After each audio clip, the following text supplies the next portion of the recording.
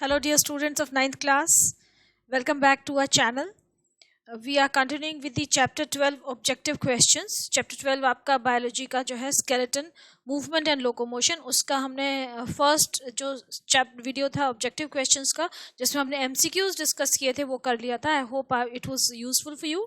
Now we are moving on to the second part of this series, second video, जिसमें कि fill in the blanks लिए हैं मैंने. Again objectivity है पूरी, क्योंकि आपका पेपर ऑब्जेक्टिविटी पे बेस्ड होता है. और दूसरी चीज, जब हम ये ऑब्जेक्टिव क्वेश्चंस कर लेते हैं किसी चैप्टर के, अगर हमें ये आते हैं तो इसका मतलब हमारे इसके पीछे के सारे कॉन्सेप्ट्स क्लियर है. So these are very beneficial to test your knowledge and they are very beneficial for revising also, है ना, क्योंकि डिफरेंट छोटे छोटे कॉन्सेप्ट्स लेके मैंने ये क्वेश्चंस बनाए हैं. तो स्टार्ट करते हैं. First is, now these are fill in the blanks. First is joint between the bones of wrist is a type of. आपको ने टाइप ऑफ जॉइंट्स पढ़े हैं, तो यहाँ पे हमें रिस्ट में जो जॉइंट होता है, आपकी रिस्ट में जो बोन्स होती हैं, आपको ध्यान होगा कौन सी बोन्स होती हैं, तो उनके बीच में जो जॉइंट होता है उसके बारे में पूछा है. तो आपको पहले, मैं जब ऐसे पढ़ा रही हूँ ना, तो मैं साथ में रिवाइज करते जाऊँगी कि आपकी जो बोन में जो रिस्ट होती है उनको हम क्या बोलते हैं. We call them carpals. कितनी होती हैं? 8 कार्पल्स होती हैं. तो उनके बीच के जॉइंट के बारे में बात हो रही है. पैर में जो सिमिलर बोन्स होते हैं उनको हम बोलते हैं टार्सल्स. फुट में, है ना, फुट बोन्स जो होती हैं, एंकल में जो होती हैं. तो यहाँ पे हम जो रिस्ट बोन्स हैं, ये 8 कार्पल्स हैं, और इनके बीच में जो जॉइंट होता है वो कैसा होता है? इट इज ग्लाइडिंग जॉइंट, है ना. ये बोन्स ग्लाइड करती हैं and they make the movement of our wrist possible. और उसके साथ ये जो आपकी जो पाम है, यहाँ पे जो बोन्स होती हैं इनको हम बोलते हैं मेटाकार्पल्स. ये 5 होती हैं. और फिंगर्स में आपकी जो बोन्स होती हैं वो फैलेंजेस होती हैं, जो कि 14 होती हैं, क्योंकि 3 in each finger and 2 in the thumb. तो टोटल 14 होती हैं. तो आपका ये जो आंसर हो जाएगा, this is joint between the bones of wrist is a type of gliding joint. Gliding joint होता है ये. Next is the matrix of bones contains salts of dash and dash. Bones की जो मैट्रिक्स है, अब मैं बोन सेल की बात नहीं कर रही हूँ, I am talking about the whole bone. आपने जो लॉन्ग बोन का जो डायग्राम देखा होगा बुक में, उसको दिमाग में रिकॉल करो कि उसमें जो सॉल्ट्स हैं, उसमें बहुत सारी चीज़ें ना, इनऑर्गेनिक सॉल्ट्स हैं. कहीं पे आपको हाइलाइन कार्टिलेज दिख रही है, कहीं पे कुछ और दिख रहा है. तो वहाँ पे जो मैट्रिक्स है बोन्स की, उसमें कौन से मिनरल सॉल्ट्स होते हैं? तो मिनरल सॉल्ट्स जो हैं वो आपको ध्यान होगा. 2 इंपॉर्टेंट मिनरल्स हैं हमारी बोन्स की स्ट्रेंथ के लिए. The first one is calcium. तो कैल्शियम के सॉल्ट्स होते हैं. और दूसरा क्या होता है? फॉस्फोरस. तो कैल्शियम और फॉस्फोरस के सॉल्ट्स हमारी बोन में प्रेजेंट होते हैं. ठीक है, बोन की मैट्रिक्स में बोन का स्ट्रक्चर जो है वो उनसे मिलके बनता है. Next is knee joint. आपका जो नी जॉइंट है, जो कि आपके फीमर और जो शैंक बोन्स हैं उनके बीच में होता है. टिबिया फिबुला जो आपकी शैंक बोन्स हैं ना, जो लोअर लेग होता है उसको शैंक बोलते हैं, SHANK के. तो उन दोनों बोन्स के जो बीच में जो आपका नी है, नी जॉइंट जो है, वो किस चीज़ से प्रोटेक्ट होता है? तो नी जॉइंट पे जो बोन होती है वो पटेला होती है, कार्टिलेज भी होती है वहाँ पे. अब इसको जो प्रोटेक्ट करते हैं यहाँ पे, ये सिनोवियल जॉइंट होता है. It is a synovial joint. Synovial joint क्यों है? क्योंकि वहाँ पे सिनोवियल फ्लूइड प्रेजेंट है. सिनोवियल फ्लूइड प्रेजेंट होता है उस जॉइंट के बीच में, जो कि हमारे नी को ल्यूब्रिकेशन प्रोवाइड करता है, मूवमेंट में हेल्प करता है. एज वी ग्रो ओल्डर तो ये फ्लूइड जो है वो कम होता जाता है. दैट इज़ वाई कुछ लोगों का जो ओल्ड पीपल होते हैं, they have difficulty in moving there legs, क्योंकि वहाँ मुड़ नहीं पाता, उनका जो नी है बेंड नहीं हो पाता. नी पे जॉइंट जो है वो उसकी फ्लेक्सिबिलिटी रिड्यूस हो जाती है, क्योंकि सिनोवियल फ्लूइड वहाँ पे कम हो जाता है या ख़त्म हो जाता है. तो जो अब हम आपसे क्या पूछ रहे हैं कि नी जॉइंट है जहाँ पे कि सिनोवियल जॉइंट है, जहाँ पे सिनोवियल फ्लूइड प्रेजेंट है, तो वहाँ पे वो जो कैविटी है, जो सिनोवियल कैविटी है, it is protected by outer. तो वहाँ पे एक आउटर फाइब्रस कैप्सूल होता है जो कि इस सिनोवियल फ्लूइड को प्रोटेक्ट करके रखता है. तो आप क्या लिख देंगे यहाँ पे? It is protected by outer fibrous capsule.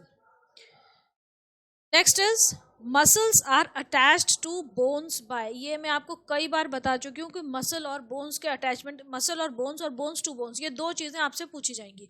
तो आपको एक चीज़ ध्यान रखोगे, दूसरा आपको ऑटोमेटिकली ध्यान रहेगा. ये कनेक्टिव टिश्यू है. These are type of connective tissue जो कि मसल और बोन को कनेक्ट करते हैं. तो मैंने आपको पहले भी बताया था कि आप MTB याद रखिए. MTB मसल टू बोन, और यहाँ पे T जो है, it also stands for tendon. इसका मतलब मसल्स जो हैं वो बोन से जो अटैच होती हैं तो they are attached by a connective tissue that is known as tendon.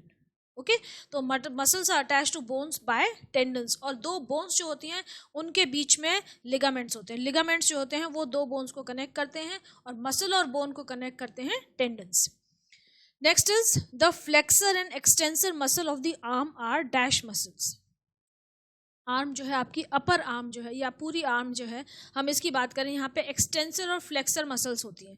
Flexor और एक्सटेंसर, फ्लेक्सर मसल्स कॉन्ट्रैक्ट करती हैं, एक्सटेंसर मसल्स रिलैक्स करती हैं, एक्सटेंड करती हैं। तो ये दोनों जो मसल्स हैं ये ऑपोजिट इन फंक्शन होती हैं। तो आपकी अपर आर्म में आपने बहुत बार ये नाम सुना होगा, biceps and triceps. Biceps and triceps जो लोग बहुत ज़्यादा एक्सरसाइज करते हैं उनकी काफ़ी अच्छी डेवलप हो जाती हैं। तो बाइसेप्स और ट्राइसेप्स जो हैं वो ऑपोजिट फंक्शन होता है उन मसल्स का, and they are known as antagonistic muscles. ठीक है, तो यहाँ पे जो फ्लेक्सर मसल्स हैं वो बाइसेप्स हैं, ये कॉन्ट्रैक्ट करती हैं। जब ये कॉन्ट्रैक्ट करती हैं तो यहाँ का जो पोर्शन है वो स्वेलअप हो जाता है ना, यहाँ से मसल्स आपको स्वॉलन नजर आती हैं। एंड एक्सटेंसिव मसल्स जो होती हैं वो रिलैक्स करती हैं, दीज आर दी ट्राइसेप्स। तो एक मसल कॉन्ट्रैक्ट करती है तो दूसरी रिलैक्स करती है, और दे आर, अब ये ऑपोजिट इन फंक्शन है, that is why they are known as antagonistic muscles. ये दोनों वॉलेंट्री मसल्स हैं। ठीक है, आप अपनी मर्जी से इसको एक्सटेंड कर सकते हैं, दीज आर वॉलेंट्री मसल्स। लेकिन आप यहाँ पे वॉलेंट्री नहीं लिखेंगे आंसर, क्योंकि आपसे इन मसल्स के स्पेशल जो इनका फंक्शन है ना, बोला है उन्होंने कि एक्सटेंसर एंड फ्लेक्सर, मतलब कॉन्ट्रोडिक्टरी जो फंक्शन है उसके हिसाब से इनके बारे में पूछा है कि ये कौन सी मसल्स हैं। तो आप यहाँ पे एंटागोनिस्टिक लिखेंगे, आप यहाँ पे वॉलेंट्री मसल्स नहीं लिखेंगे। ठीक है, ये फ्लेक्सर का मतलब ये बाइसेप्स जो हैं ये क्या करती हैं, कॉन्ट्रैक्ट करती हैं, और ये जो ट्राइसेप्स हैं ये हमारी क्या करती हैं, रिलैक्स करती हैं। तो that is why they are known as the antagonistic muscles. Next is bending of arm on elbow. आपकी जो आर्म है ये एल्बो पे बेंड कर रही है ना, एल्बो पे बेंड कर रही है, वन साइड बेंड करती है, हिंज जॉइंट है। तो ये it is an example of dash order of liver mechanism. जो लीवर मैकेनिज्म आपने पढ़ा है तो उसमें first order, second order, third order, 3 पढ़े हैं आपने। तो ये वाले जो आपकी एल्बो की जो बेंडिंग है, एल्बो पे जो आपकी आर्म बेंड होती है, ये किसका एग्जाम्पल है। तो आपको याद है, अब ये देखो आपका यहाँ पे मैं ड्रॉ करती हूँ अगर, तो ये सेंटर में आपका क्या है, फलक्रम है। ठीक है, ये जो एल्बो है ये फलक्रम हो गई। यहाँ से आप जो रिस्ट से, अपने रिस्ट नहीं सॉरी पाम से, इस हैंड से आप वेट उठाते हैं तो यहाँ पे वेट जो है ये हैंड हो जाएगा, और दूसरी तरफ यहाँ से आपकी पावर लगती है, ऊपर की साइड से आपकी पावर लगती है ना। तो ये जो है ये डायग्राम हो जाएगा आपका। तो ये कौन से ऑर्डर ऑफ लीवर मैकेनिज्म है, दिस इज दी फर्स्ट, जहाँ पे कि फलक्रम सेंटर में आता है, this is first order of liver mechanism. तो इसका आंसर हो जाएगा फर्स्ट। ठीक है, next is the humerus fits into the dash in the pectoral girdle। Humerus क्या है, आपकी जो अपर आर्म की जो बोन है इसको हम ह्यूमरस बोलते हैं। It is one of the long bones of body, femur is the longest, and उसके बाद ये आती है आपकी ह्यूमरस। तो it fits into the dash in the pectoral girdle. Pectoral girdle क्या है, आपकी जो ये शोल्डर वाली जो गर्डल है जिसमें कि 2 बोन्स होती है, एक आपकी कॉलर बोन, दूसरी आपकी स्कैपुला जो पीछे फ्लैट बोन है, शोल्डर बोन। तो ये दोनों मिला के आपकी पेक्टोरल गर्डल बनाती हैं।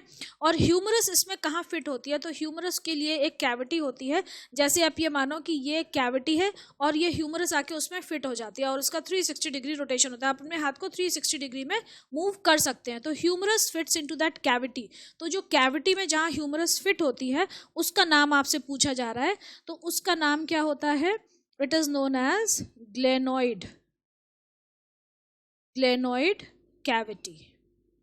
और अगर पेल्विक गर्डल की बात करेंगे तो उस कैविटी को क्या बोलते हैं, जहां पे कि फीमर फिट होती है उसको बोलते हैं आपकी एसिटाबुलम। ठीक है, next is the curvature of the vertebral column helps to maintain